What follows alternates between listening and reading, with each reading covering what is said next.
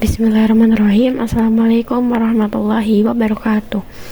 Halo semuanya, perkenalkan nama aku Hawa Zandria Abdillah dari jurusan Manajemen Bisnis Syariah dengan NIM 2310101168. Pada video kali ini, aku akan menjelaskan tentang Bank Sentral atau Bank Indonesia. Langsung aja pada pembahasannya. Yang pertama, kita akan membahas tentang definisi dan juga tujuan dari Bank Sentral atau Bank Indonesia. Bank Indonesia atau BI adalah Bank Sentral Indonesia yang berperan sebagai otoritas moneter yang bertanggung jawab dalam menjaga kestabilan nilai mata uang negara. Hal ini mencakup kestabilan nilai rupiah terhadap barang dan jasa yang dipantau melalui tingkat inflasi serta stabilitas nilai tukar terhadap mata uang asing. Nah, berdasarkan Undang-Undang Nomor 23 pada tahun 1999 tentang Bank Indonesia yang kemudian diperbarui dengan Undang-Undang Nomor 3 pada tahun 2004 dan Undang-Undang Nomor 6 pada tahun 2009, tujuan utama BI adalah mencapai dan memelihara kestabilan nilai rupiah. Tujuan ini dianggap penting untuk menjaga daya beli masyarakat dan mendukung pertumbuhan ekonomi yang berkelanjutan. Lanjut pada pembahasan yang kedua, yaitu visi, misi, dan juga peran pada Bank Indonesia. Bank Indonesia mempunyai visi yaitu menjadi bank sentral terdepan yang berbasis digital dan berkontribusi besar pada ekonomi nasional. Dalam mewujudkan visi ini, Bank Indonesia berupaya untuk menjadi lembaga yang berada di garis depan transformasi digital, mengoptimalkan teknologi dalam setiap aspek operasionalnya. Jadi dalam visi ini, BI bertujuan untuk terus beradaptasi dan berinovasi dalam menghadapi perubahan global, serta memperkuat peran digitalisasi dalam setiap kebijakan moneter dan keuangan. Sebagai pilar utamanya dalam sistem ekonomi nasional, BI ini berkomitmen untuk terus memberikan kontribusi yang nyata dan berkelanjutan terhadap stabilitas ekonomi Indonesia, mendukung pertumbuhan yang inklusif dan juga kesejahteraan masyarakat luas. Lanjut, terdapat juga misinya. Yang pertama yaitu mendorong digitalisasi ekonomi. Yang kedua ada pengembangan ekonomi dan keuangan syariah. Yang ketiga ada menjaga stabilitas makroekonomi dan mendukung pertumbuhan ekonomi berkelanjutan. Dan yang terakhir, yang keempat, menjaga stabilitas sistem keuangan. Kemudian peran pada Bank Indonesia yang pertama itu ada kebijakan moneter. Sebagai pengendali moneter, BI menetapkan kebijakan suku bunga dan jumlah uang beredar melalui instrumen seperti operasi pasar terbuka dan penetapan cadangan minimum bank. Yang kedua ada kebijakan makroprudensial. Pada kebijakan makroprudensial ini, BI bertanggung jawab dalam menjaga stabilitas sistem keuangan melalui kebijakan makroprudensial. Hal ini melibatkan pengaturan dan pengawasan resiko sistemik pada sektor keuangan, termasuk mengatur stabilitas kredit, menjaga inklusi keuangan, dan mengelola risiko sistemik yang timbul dari perilaku lembaga keuangan yang cenderung mengikuti siklus ekonomi. Dan yang terakhir, yang ketiga, yaitu kebijakan sistem pembayaran. BI mengatur dan menjaga kelancaran sistem pembayaran Indonesia. Salah satu inisiatifnya adalah mendorong masyarakat untuk beralih dari transaksi tunai ke transaksi digital. Nah, hal ini tuh bertujuan untuk menciptakan ekosistem pembayaran yang efisien, aman, dan inklusif.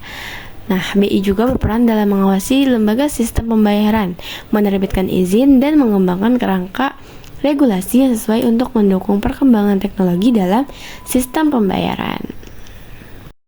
Selanjutnya, saya akan memperjelaskan lebih dalam tentang peran pada Bank Indonesia. Yang pertama ada kebijakan moneter. Tujuan utama dari kebijakan moneter itu adalah untuk mencapai kestabilan harga atau mengendalikan inflasi dan juga menjaga stabilitas nilai tukar. Bank sentral ini mengelola kebijakan untuk memastikan bahwa perekonomian tumbuh secara sehat tanpa mengalami inflasi yang berlebihan atau penurunan daya beli yang merugikan. Stabilitas harga adalah salah satu indikator penting dalam menjaga kepercayaan masyarakat dan investor.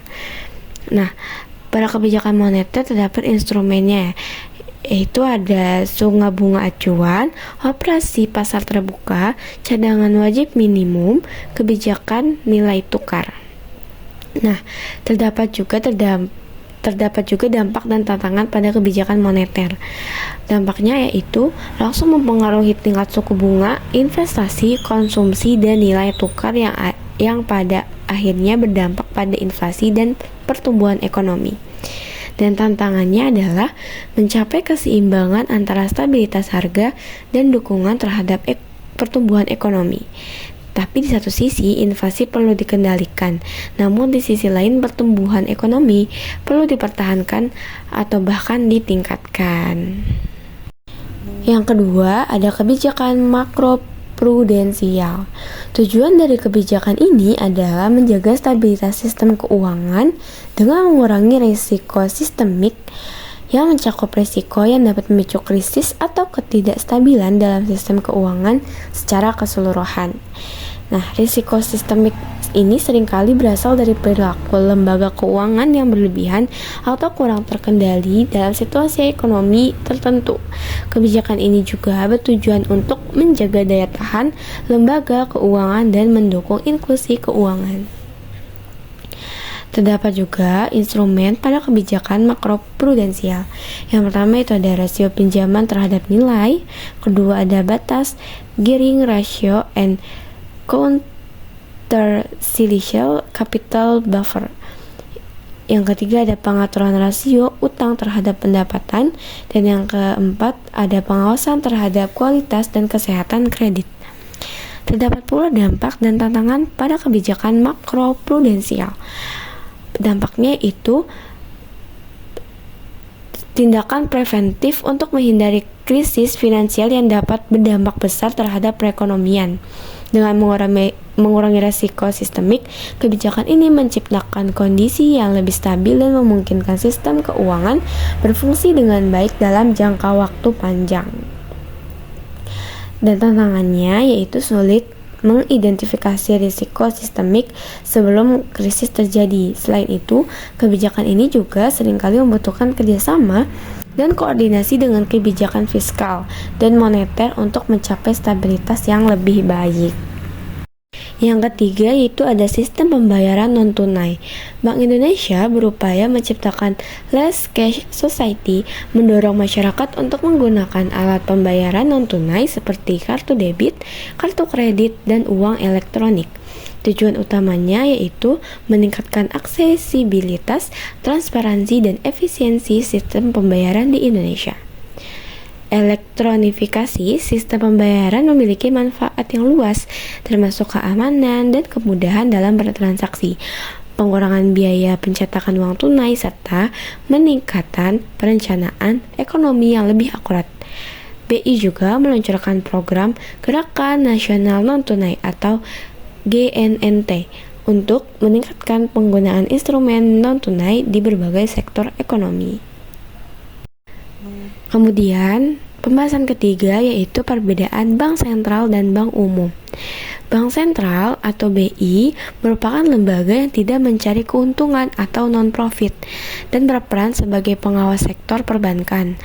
Bank sentral ini mengatur kebijakan moneter dan sistem keuangan untuk menjaga stabilitas ekonomi dan tidak melayani jasa perbankan komersial bagi individu atau perusahaan non-keuangan. Nah, sedangkan bank umum beroperasi sebagai entitas bisnis yang berorientasi profit, menawarkan layanan keuangan seperti tabungan, pinjaman, dan jasa pembayaran kepada masyarakat umum. Kegiatan bank umum diawasi dan dibatasi oleh aturan yang ditetapkan oleh bank sentral.